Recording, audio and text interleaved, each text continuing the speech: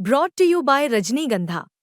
यूं ही नहीं ताज ताज बन जाता है, शिल्पकारों का हुनर और चुनिंदा संगमरमर ताज को नायाब बनाते हैं। कुछ ऐसे ही चुनिंदा जगहों से बस खास ही चुनकर लाता हूँ। कतरे कतरे को मैं हीरे सा परखता हूँ। यूं ही नहीं मैं रजनीगंधा बन जाता हूँ।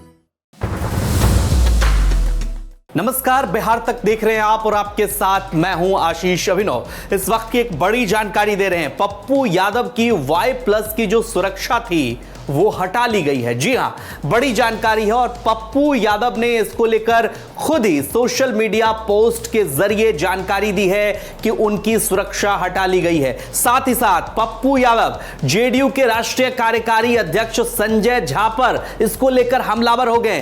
क्या लिखा है सोशल मीडिया पोस्ट में, यह हम आपको सुनाते हैं। पप्पू यादव ने लिखा है कि 1 महीना पहले हमें Y+ की सुरक्षा दी गई, 1 ही महीने में हटा ली गई। यह साजिश जेडीयू के बिकाऊ कार्यकारी अध्यक्ष संजय झा कर रहे हैं। सम्राट चौधरी को मुख्यमंत्री बनवाने के लिए अपनी पार्टी को बेच दिया है। नीतीश जी के बेटे निशांत जी की सियासी संभावना का सौदा कर सम्राट के लिए सत्ता की सीढ़ी बन रहा है।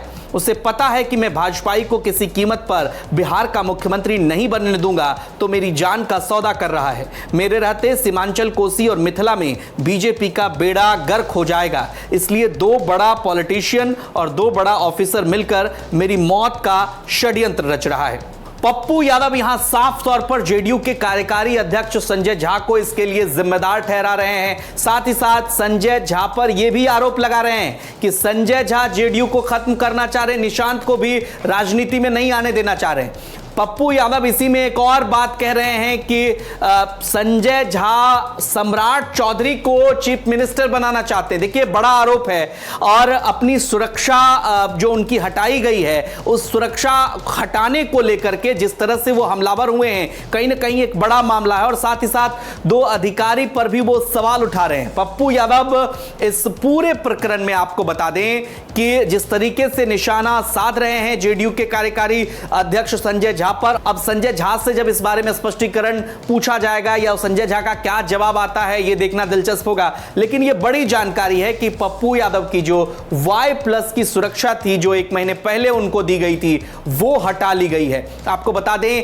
कि अभी प्रशांत किशोर जिस तरह से अशोक चौधरी पर हमलावर थे, पप्पू यादव अशोक चौधरी के बचाव में भी तर्क देते हैं कि प्रशांत दलित और ओबीसी नेताओं पर हमला बोलते हैं। और उसके देखिए 2 दिन बाद ही किस तरह से पप्पू यादव जो है वो अपनी सुरक्षा को लेकर, जो उनकी सुरक्षा हटाई गई है, इस पर वो सीधा सीधा जेडीयू के एक बड़े नेता संजय झा जो कार्यकारी अध्यक्ष हैं उन पर सवाल उठा रहे हैं। अब आपका क्या कुछ कहना है? क्या पप्पू यादव की जो सुरक्षा हटाई गई है, ये सुरक्षा का तो चूंकि मसला जो है वो गृह मंत्रालय तय करता है और रिव्यू में ये सुरक्षा की जो व्यवस्था है वो दी जाती है, गृह मंत्रालय रिव्यू करता है या सरकारें, राज्य सरकारें भी अपने स्तर से रिव्यू करती हैं। लेकिन पप्पू यादव की जो सुरक्षा हटाई गई है, इस पर आपको क्या लगता है? क्या वाकई कोई राजनीति हो रही है? कमेंट बॉक्स में अपनी राय हमें जरूर दीजिए और बिहार की तमाम खबरों के लिए आप देखते रहिए बिहार तक। नमस्कार।